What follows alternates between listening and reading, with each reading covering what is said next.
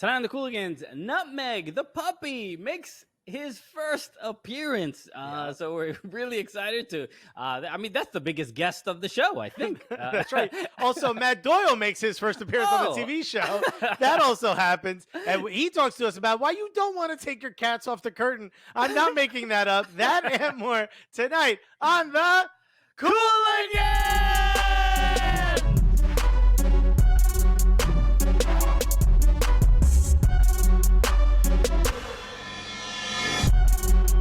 Yeah, puppy! I'm talking about Nutmeg. Yeah, look at this. Yeah, the TV debut for Nutmeg. Say hello. Say hello to everybody. Still, hasn't said his first word. Hello, everybody. Welcome to the show. Welcome to the Cooligans. My name is Christian Polanco. That's right. That's Nutmeg, and I'm Alexis Guerreros. And if you're listening, you're like, what are you talking about? If you're watching, you're like, oh, yeah. That's a puppy. This is not the third Cooligan, and I'm completely against it. Yes, my girlfriend and I, we got a puppy. The Nutmeg is a mini golden doodle. He is quite adorable.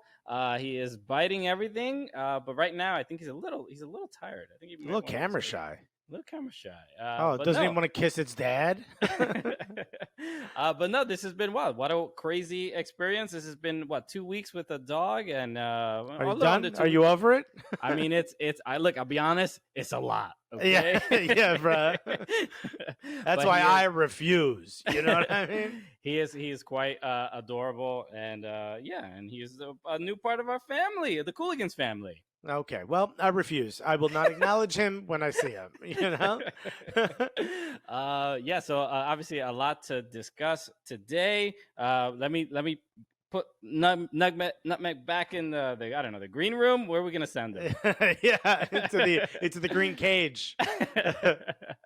So that's been exciting. Yeah, Nutmeg is dealing with a little bit of separation anxiety right now. That's the biggest challenge. Whenever I leave him in the pen by himself, he's like, no, I need a human being. I need a person with me at all times. This wasn't what I signed up for. Get over here. Because he cries and whimpers and but so yes, I'm learning to be patient and understand that he needs my support right now. This is what all the women in relationships listening are calling baby training right now. Because this is exactly what's happening to you, buddy. Look, whatever, man. I'll be honest. I've kissed a girl before, and that's sometimes things happen after. Well, ladies, if you're keeping score, check it off the baby training list. Kissed a lady before. Okay, all right. I know the bases. Yeah. Okay. By the way, if you don't know who we are, by the way, we are the Cooligans. Yes, we are your favorite soccer podcast, the favorite stand-up comedians that host. I don't even know. The dog was too cute. I'm distracted. Well, I'll tell you, we host the funniest soccer television show of all time. And what else are we, Christian? Let's switch it up. We're also a television show that happens to be the gulliest out here on Fubo Sports Network. And here we are. And that's why we got rid of the puppies, dog. We too gully to be this cute. You know what I mean? You can't be cute and gully. Nah, son. It's never been done. Yeah. Speaking of gully, check out this mask I have, Christian. Look at this. Hey, look, I also have one too. Look, it's the official Cooligans mask. That's right. Look at this. It's got the Cooligans logo on the left cheek, and it says, stay safe, stay gully on the right cheek. You know what I mean? Right there. Let's go. So you can pick one up and get one of these for yourself. And also, every purchase, all the proceeds of this will be going to South Bronx United, which is an awesome organization that helps kids through soccer and education in the South Bronx. We got interviewed by the journalism club at South Bronx United. All the kids there they wanted to talk to journalists in soccer, and they couldn't get any, so we showed up. So we showed up, and but they were awesome. They left a huge impression. They were super, super kind and really nice and really interested in what we do and the soccer kind of media landscape. So we were like, we're trying to help them. Yeah. we're making these masks. How about we raise some money for them? It's a great organization. So go to soccercooligans.com.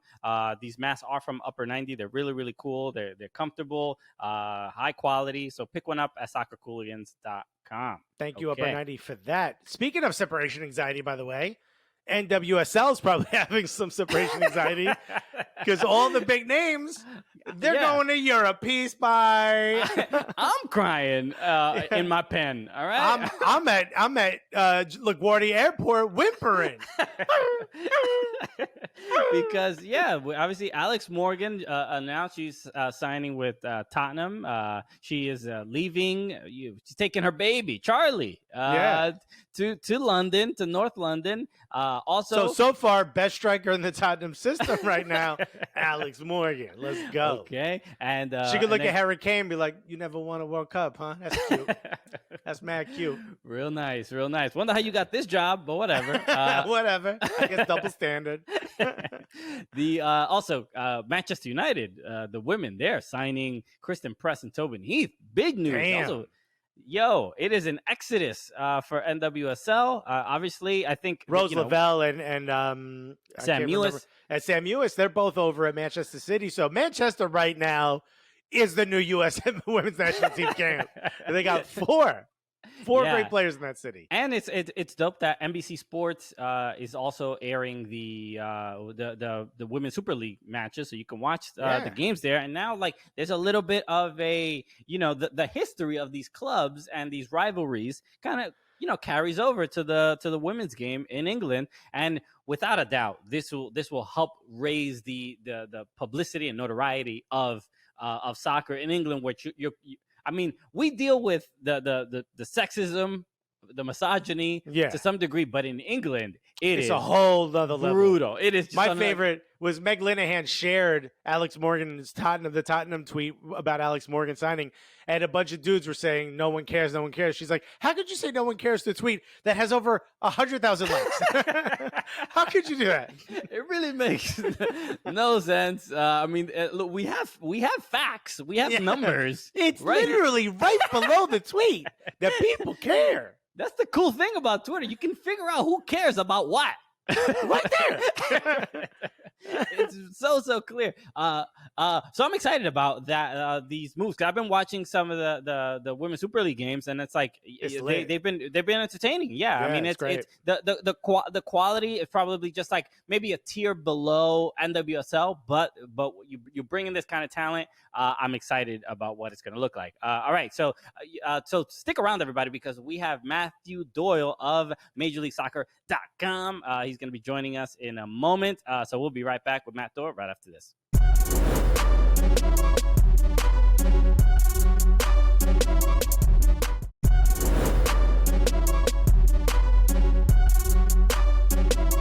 All right, baby, and we're back on the Cooligans Living Room FC. And this is, Christian, if we were a sitcom, right? Okay. All right. Okay. This is the Hollywood pitch. I'm listening. Okay. If we were a sitcom, this person we're about to bring in, which you know who it is because you've seen the title, they would be the recurring character, right? Yeah. The cousin of ours who doesn't want to be here, but also loves being here. You know what I mean? Doesn't like any other member of the family, but would not want to be anywhere else besides here. And then at the end of the episode, they say something heartwarming, which makes the audience love them again. Right? Okay. Yeah. That's a great definition of this person's ethos. And yes, but we love them, right? And we know a lot of fans do, except for the fans of the teams they seem to go after more often than not. You've seen his cats online. You've seen him never wearing a tie on any content, which is another reason I respect him. Ladies and gentlemen, the one, the only, and please pull over and put your hands together for Matt Doyle, everybody.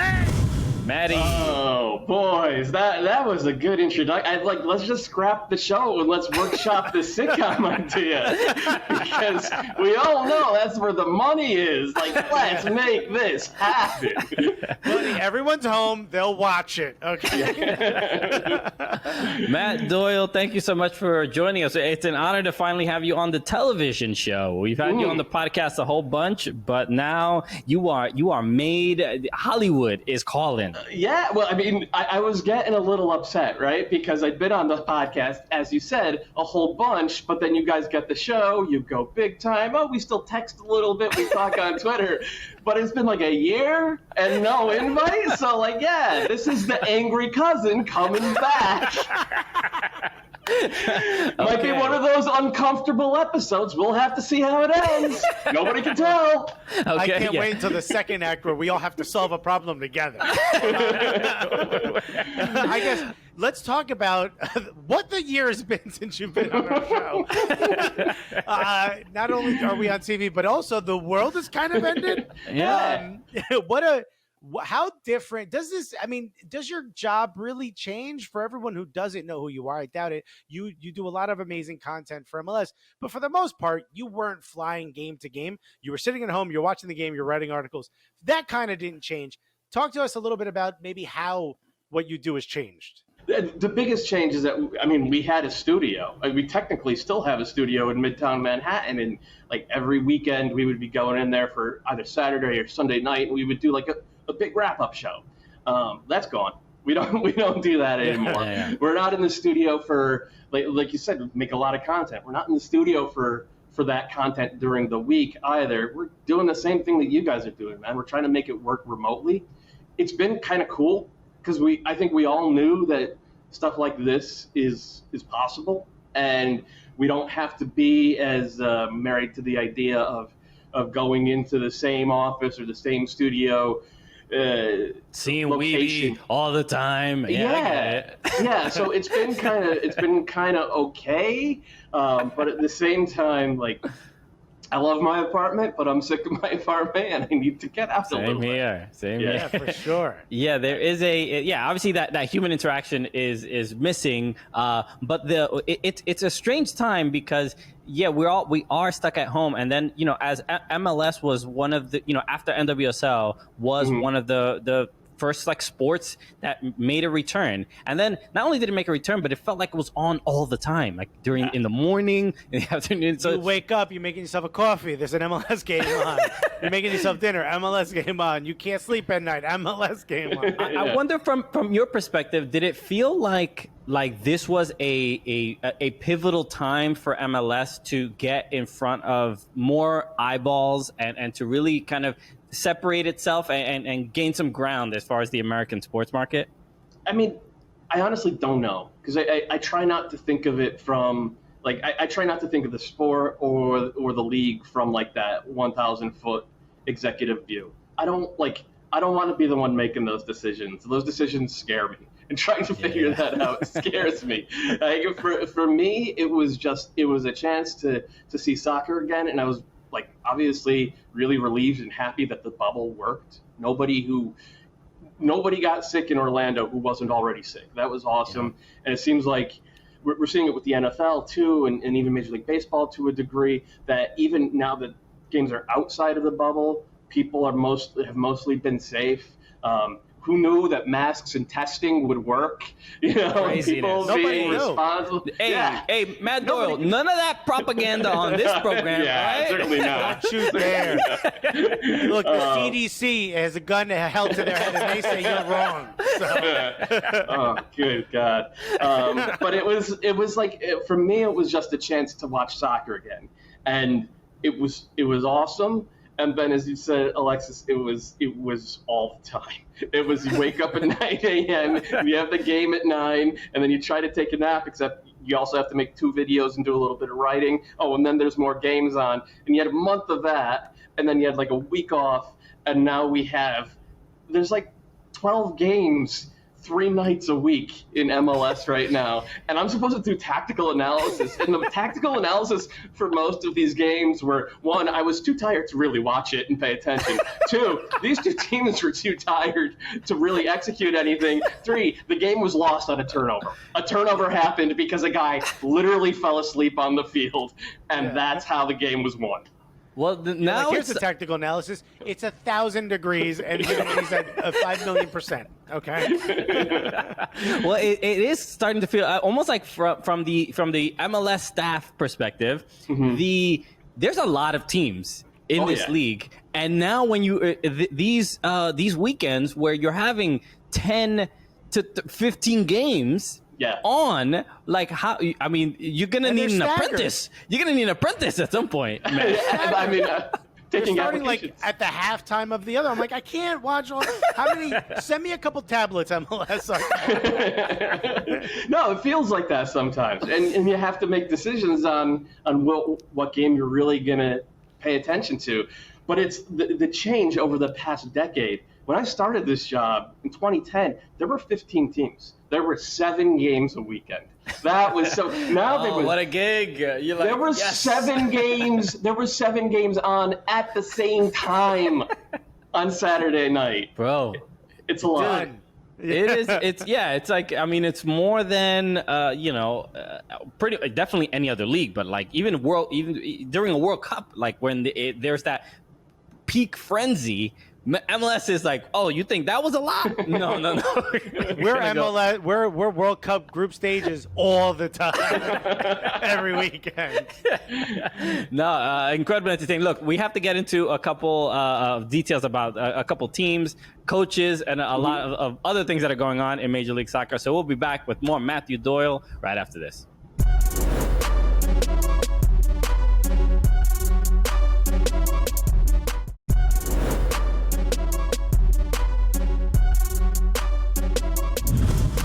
We are back on the Cooligans. We are here with Matt Doyle of MajorLeagueSoccer.com, MLSsoccer.com, obviously. So let's talk a little bit about some of these teams that are. Some are doing the most, some are doing the least. Christian, which one of the 48 teams do you want to talk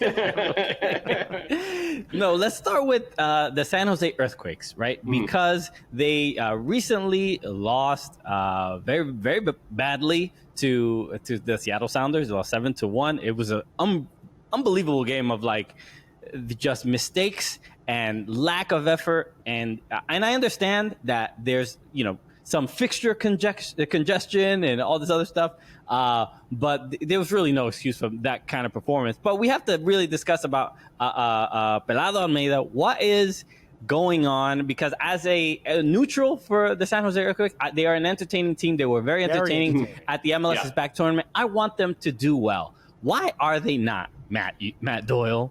It's a lot of things, right? And it's always a lot of things in the sport of ours. First and foremost, they're just not a super talented team.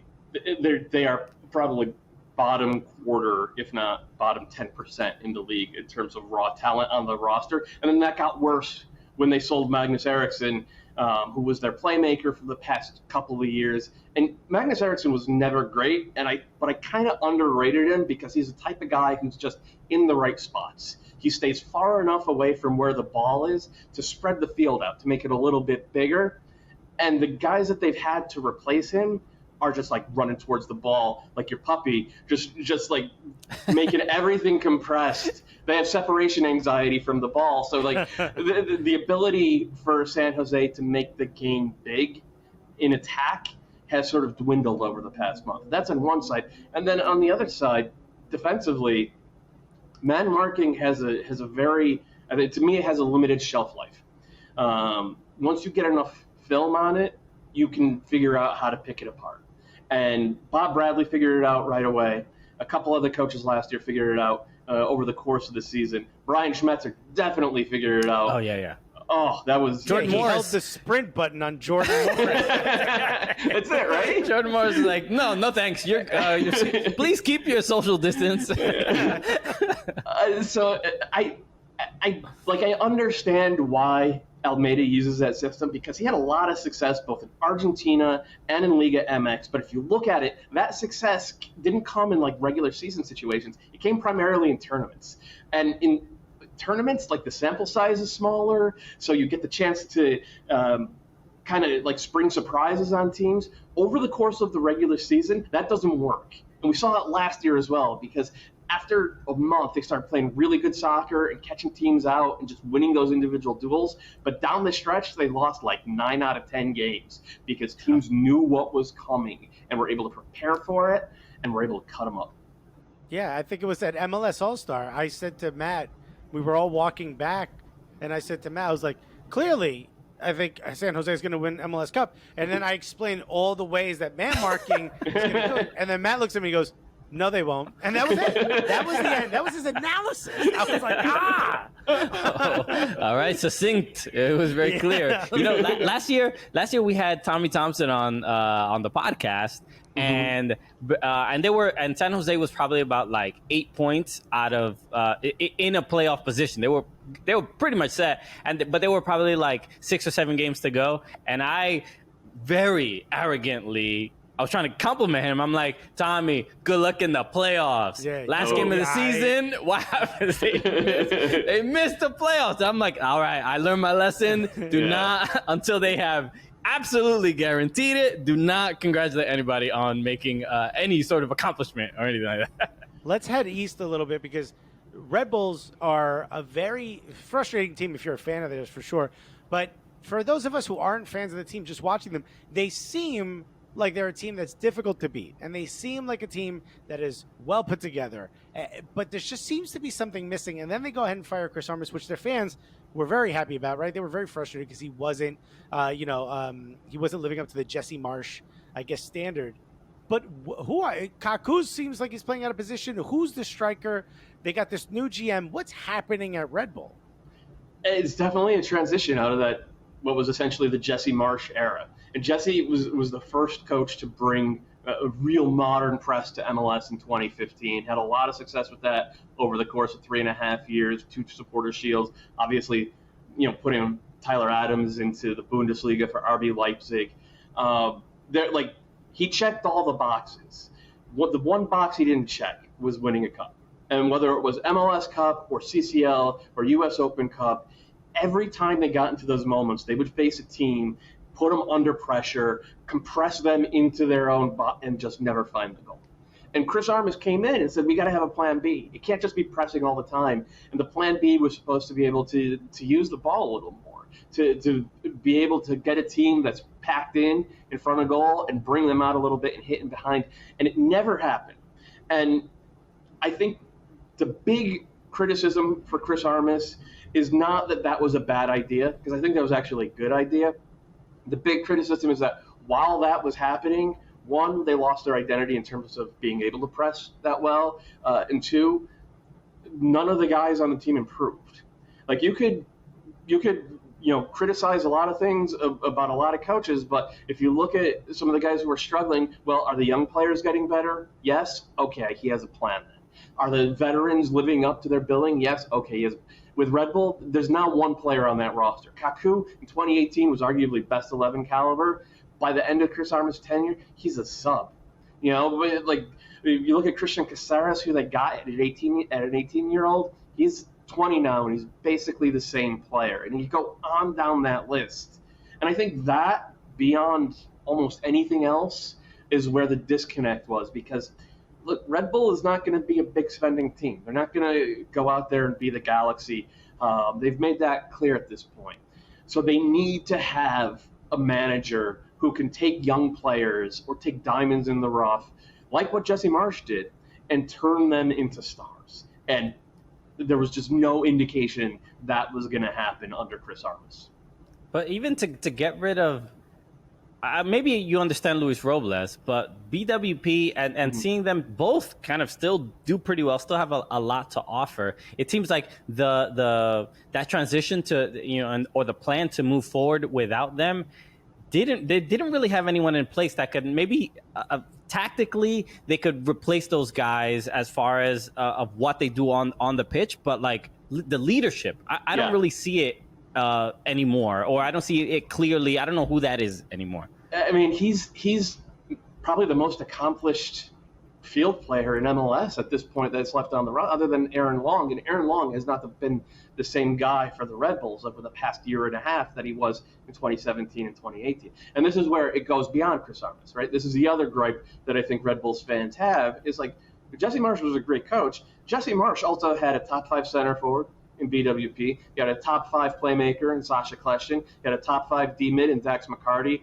and then Tyler Adams. He had top 5 fullbacks. He had top 5 center backs. And, he got those guys to that level. But once those guys got sold up, you have to give the coach something, the new coach something. And they haven't really done that. So it's, when I wrote the column after he was dismissed, it was like, yeah, Chris Armas, he kind of 75 games in, like, okay, he kind of earned this, but he's not the only one or even the biggest one at fault. Like, there are issues with their talent ID and their recruitment, frankly, that the new guy, Kevin Thelwell, the new director of soccer there, who comes from Wolves, who has a good reputation in England, he's got to solve that. Okay. We got so much more we could talk to Matt about. Come back after this.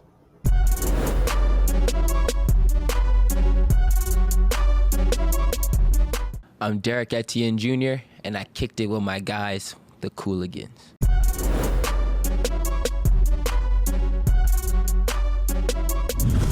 All right, baby, we're back on the Cooligans Living Room FC. We're talking to Matt Doyle of MLSsoccer.com, or as Adrian Heath says, MLS.com. Was it him? I think it was him. It was definitely him. Yeah. So one of my questions is, and we're talking about some of the teams, but you mentioned Tyler Adams. We've talked about Aaron Long, who had a chance to possibly go to Europe. Reggie Cannon and Quintero, I believe, now also going to Boa Vista. There seems to be a lot of movement now. Wait, who are you talking about? Not Quintero. Alif, no. Alif. Albert Alif. Yes, Albert Alif.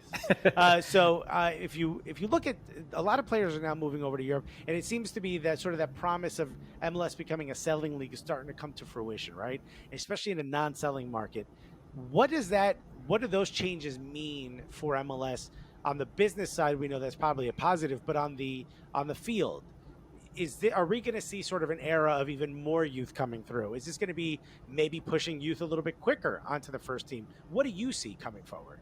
I mean, I hope it's that, because we've learned that MLS players aren't just good enough to play in MLS; they're good enough to play in some of the best leagues in the world. And that, like Reggie Cannon, the first 3 months he played in MLS, he was terrible. He was really bad. He was one of the worst right backs in the league, but they played him through that and they coached him up.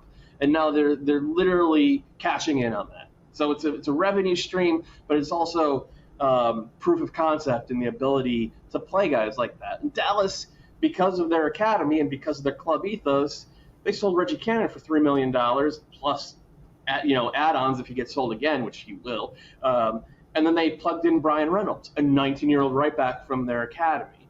And they can go out and buy a guy like Andres Riquarte, who's one of the best, number 10s in the Colombian League.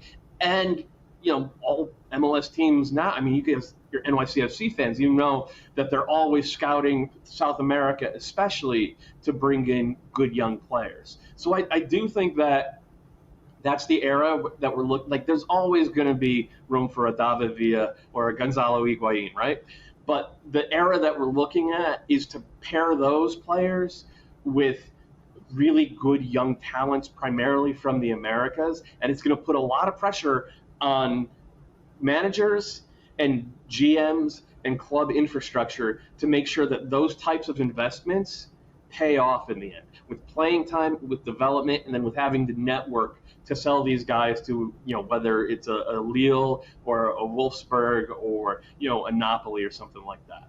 Yeah, there is the last few years. I mean, the business of MLS is booming, right? As far as moving players and selling players. It's like Bitcoin. No one believed in it, but here we are, baby. Okay, the valley's going up and up. The sort of the changes that, like, the MLS, I don't know, I know there's people at MLS, like we spoke to Aleko Eskandarian about the details of the elite development academies and what getting rid of USDA and kind of MLS taking more kind of ownership of all of this stuff.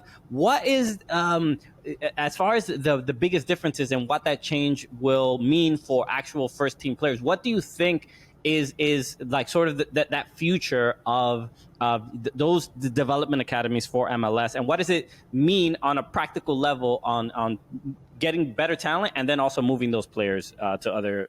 So I think that on a practical level, you needed the Alphonso Davies moment. You needed the ability to see a kid who started in an MLS academy at age 13 or 12 or 13, come through the system, play, in USL on the path to pros, then make the jump to MLS, be an MLS All-Star, get sold to Bayern Munich, and then there he is, hoisting the trophy next to Lewandowski and Mueller and that great team, and becoming a part of Bayern Munich, like that is just proof of concept on a level that I had almost not dreamed of. But that is happening within the context of like Gio Reyna's from an MLS academy, Weston McKennie's from an MLS academy, Tyler Adams, we saw what he did in the Champions League. So it's like Alphonso Davies is the bright shining star, but there's a lot more of that to come. And there has been a realization over the past 10 years, but really the last 5, that actually players come from the United States of America are good enough. Players can, like in one of the biggest sins that we've had as a soccer culture is that we have always kind of hated ourselves, whether it comes to players or coaches or teams or whatever, or just being an American, Yeah, well, I mean, kind of call for that from time to time, but that's a different podcast. There's some reasons, but there's been I think a realization that there's no reason an American or a Canadian kid can't play at a Bayern Munich or a Barcelona or a Juventus, and now there's real buy-in, not just from the ground up, but from the top down, which is important, and a realization that whether it is players or coaches, probably not podcasters, but we have the best. We can absolutely produce all of that. Alongside Spain, Brazil, Argentina, Germany, probably not France right now because they're just a level above everybody in the world. But we can do this, and there's buy-in for that, and that is the most exciting thing happening in MLS right now. But what does that say? Like, where is the state of the need for the draft or even NCAA soccer, college soccer? Mm-hmm. When I look at Frankie Amaya and DK from Orlando, I'm like, whoa, Yeah. I wrote off the draft 2 years ago. You know what I mean? Yeah. I'm like, we don't need it. We're not getting any real talent out of there. And maybe you're not getting two rounds worth of starting level big picks. But I could see a guy like Frankie Amaya maybe even getting sold. I could see DK really making his way onto a national team. These guys are really good. Why didn't we know? Is it their development was stalled? Where is the state of college? Because I'm almost like we don't need it anymore. But look at all these gems. So we do need it, because if you look at all the, basically every other country in the world that produces top caliber soccer players, they have there's 19 teams in Buenos Aires. That means there's 19 academies in Buenos Aires. And that means nobody gets overlooked there. That you have that. The United States of America on its own, the United States of America and Canada is freaking huge. And we don't have that many academies, and we don't have that much institutional know-how or infrastructure. And so college soccer that is there to catch guys who have fallen through the cracks in a lot of ways. And then there's the other fact that a lot of guys just improve from 18 to 22 years old. So you can get players out of there. And it's not even just DK and Amaya. Jack Harrison scored this weekend in the Premier League. It's the first Leeds United Premier League goal in 16 years. Jack Harrison played in college soccer. There is still room for that path. The big change, though, is that we can't be reliant upon it. Like, if you get a Daryl DK or you get a Frankie Amaya or a Joao Moutinho or whoever, it's awesome. And it makes me happy because I still do love the super draft. But if you're relying on that, you're not going to win much in this league. You have to have a plan for your own players. I think Alexis, he wants to just cancel colleges and books and reading and anything. Yeah, dude, it just gets in the way, It's all the other stuff. You got all the words you need right here in your brain, my G. All right, we'll be back with more Matthew Doyle right after this.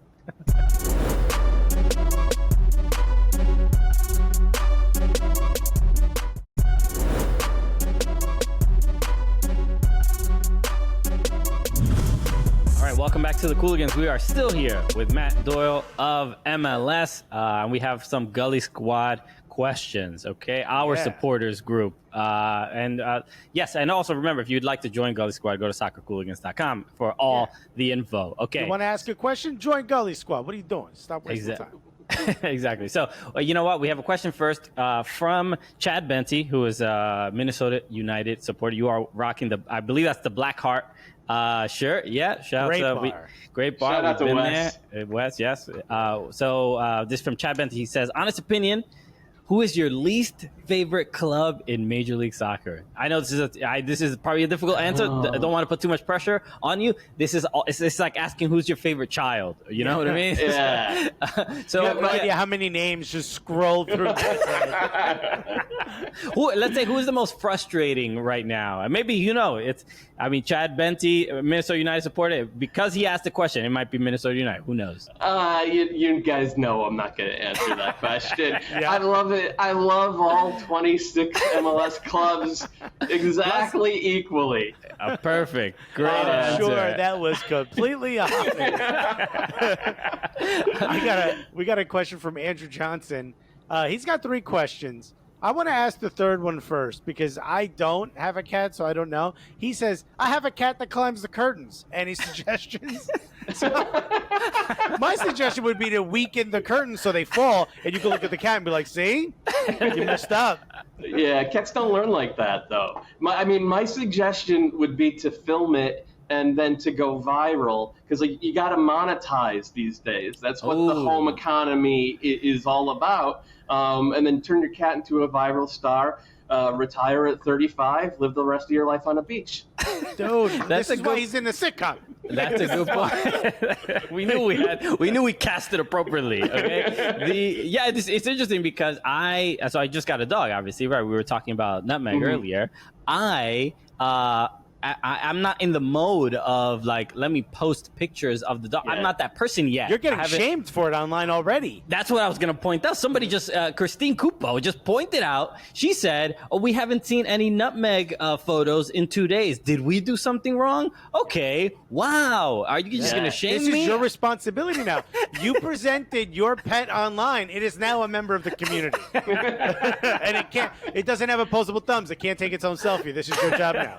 This is why I don't have kids or pets. I will train him to do exactly that. Okay. So you got to start your own Instagram account, Nutmeg. Right. Yeah, I'll start one for my Doritos, and then we'll share pets.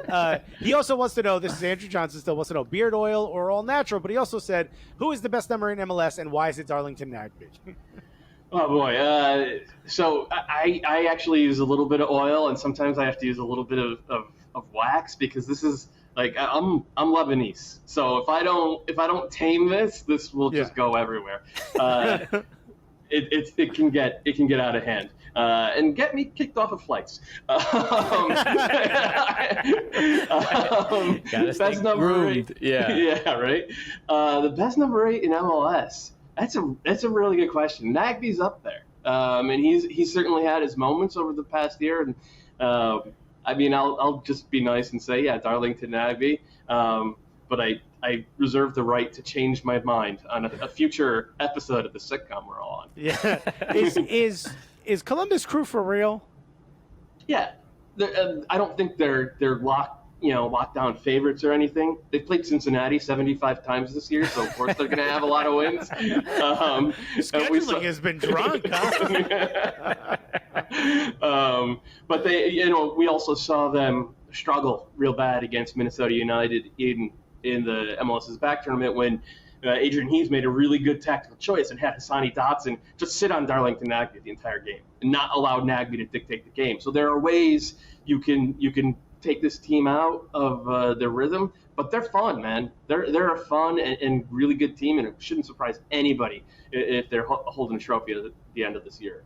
If we're talking about number 8, I guess Alex Ring is a number. Yeah. He's literally the number 8. I don't know if he's more of a 6, but he's on the wing. What is going on with what? He's scoring goals. What does NYCFC look like? Because they've so drastically improved ever since the restart of the regular season. And how is Sean Johnson going to do a striker when Ronnie Dyla puts him there? That's the question, right? Like the Alex Ring. Like, I understand that he feels like he has to get James Sands out there, and Keaton Parks has mostly earned it with his play, so you want to have him.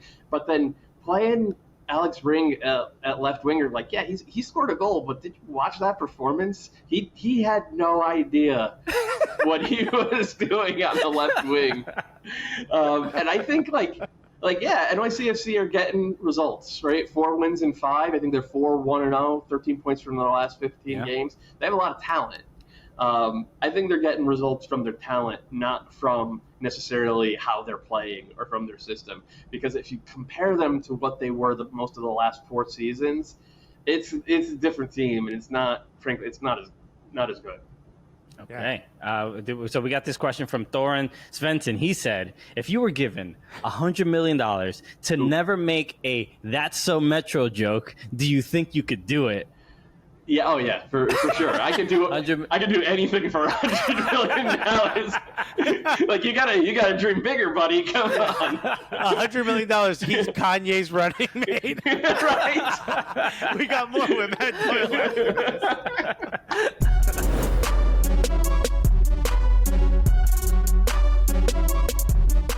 Hey guys, I'm Victor Ulloa, and I kicked it with the Cooligans.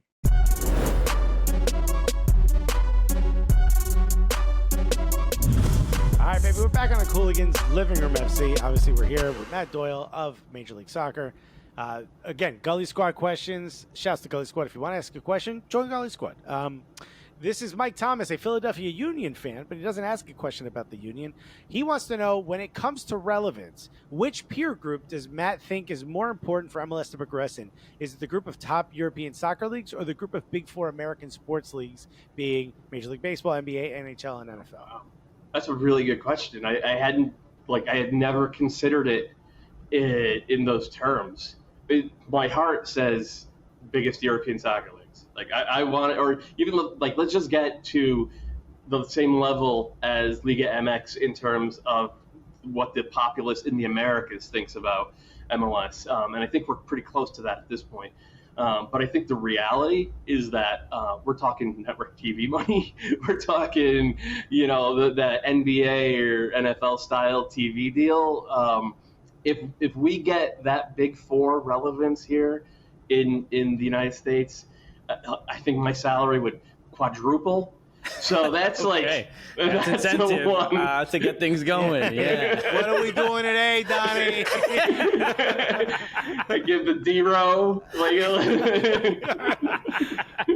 It's funny when you think about it. If you look at it from a business perspective, the whole world watches soccer, right? So you have a chance to make money on TV markets all over the world, but also just the sheer amount of money in America that you would like getting NFL money negates almost all that other money. So yeah. Well, even like the European soccer leagues would love a TV deal like the NFL. The NFL, has one of the most lucrative deals in the world in history. Yeah, I think that in terms of just like sheer value for their media rights, NFL is the #1 league in the world by far, and like EPL is number 2, and that, like, we all know how popular the EPL is. And to have them as number 2 in that metric tells you just how big the NFL is here. So please get us into that club first, and then we'll worry about the other stuff afterwards. Yeah, we'll seal that up later. This is the So Mike asks another question. He continues. He says, and spinning off of that, is it unrealistic to think there's a reality in the foreseeable future where MLS salary spending could be on par or at least move closer with the quote-unquote traditional American sports league? MLS likes to lump themselves in with those other U.S. leagues, but in reality, they're spending pennies on the dollar when compared to those leagues. I mean, to NFL and Major League Baseball, like their media deals are so huge. It is a different ballpark. But if you look at the way MLS salaries have increased over the past 5, 10, 15 years, I mean, 10 years ago, the minimum salary was $20,000 a year for a reserve league player. Now I think it's about $80,000 a year, so fourfold over the course of a decade. I don't know if we'll hit that by 2030, but it wouldn't shock me if we did. And once you get to that kind of level, then you're in that same ballpark. If the progress has been pretty linear, frankly, so I don't think it's that far away. Okay. You mentioned it briefly, but I do want to talk very quickly about Gonzalo Higuain. As we're recording this, the team hasn't officially announced it, but Jorge Mas was in the airport, picking up his homie, Higuain. What will he mean to Inter Miami, and what does this move? What does it mean to MLS? So I think ideally Higuain will be to Miami what David Villa was to NYCFC. in terms of look, we've seen some older players come to MLS and just not be able to hack it anymore physically. Steven Gerrard in LA with the Galaxy, Frank Lampard, frankly with NYCFC, he couldn't do anything except score goals by the end of it, which is a nice trait to have, but it's tough to build a team around a midfielder who can only pop up in the box and score with his crotch, you know? I think Higuain ideally will be this type of focal point that you can build an attack around, but also like a two-way player who can kind of organize the first line of the press, who can make sure that the game is happening where they want it to play. If you look at the best of David Villa, mostly under Patrick Vieira, that's what he was doing. Like, he was dictating things from the front. That's the ideal. Whether or not that they get that, Higuain, like, he has maybe not been the fittest player in the world in the last couple of years. Speak on it. We're not going to allow body shaming on this show, Matt. He's going to Miami, which, of course, is a nice, very staid and reserved type of market. Well, I'm sure there would be no possible bad influences. Food is all healthy. right. Okay, all right. We'll be back with more Matty Doyle right after this.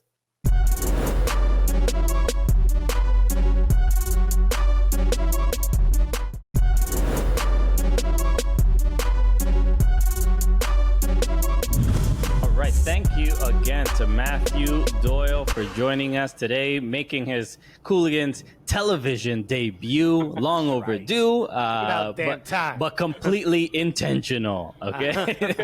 No, obviously a huge fan, dear friend. Matt, is there anything you want to let people know about before we sign off? Yeah, you can find my stuff on MLSsoccer.com. Every Sunday night at the end of the weekend, I write a gigantic 4,000-word wrap-up of all the MLS action. I put in tactical videos, a little bit of advanced stats, and like wit. So you can find that at MLSsoccer.com every Monday morning. You follow me on Twitter at MattDoyle76. Okay, make sure you do that. He's one of the best follows on Twitter if you are a fan of American soccer. I highly gas me up. That wrap up because he doesn't take much time with it. It's very simple. No, it's fine. It's fine. It just owns my life every weekend for the past 10 years. No, that's cool. Just blow past that. Cat ran on the field. Click on the cat thing. That's good. That's what we like. MLS, the MLS matches the last few weeks and for the rest of this year are nuts. There's so many games and there's insane goals. Highly entertaining. So make sure you check out Matt's work. All right. So make sure you follow at Soccer Cooligans on all social media platforms as well. Make sure to follow us on Twitch because we do a lot of fun stuff there as well. Twitch.tv/Soccer Cooligans. Make sure you follow at Fubo Sports and subscribe to the Fubo Sports YouTube channel for full episodes of the program. So let us end the show the way we normally do with our dear friend Matt Doyle. So for Matt Doyle, my name is Christian Polanco. I'm Alexis Guerreros. And together, what are we? The Cooligans! Yes! Woke up the cats.